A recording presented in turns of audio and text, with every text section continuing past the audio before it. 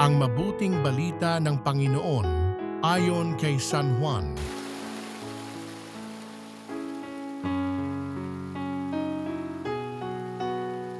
Mga kapatid, binuhay kayong muli kasama ni Kristo, kaya't ang pagsumakita ninyo ay ang mga bagay na nasa langit na kinaroroonan ni Kristo na nakaupo sa kanan ng Diyos. Isaisip ninyo ang mga bagay na panlangit, hindi ang mga bagay na panlupa, sapagkat namatay na kayo at ang tunay na buhay ninyo'y natatago sa Diyos kasama ni Kristo.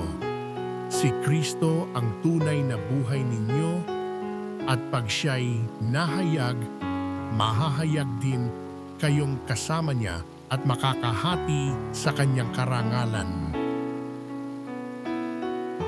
Ang mabuting balita ng Panginoon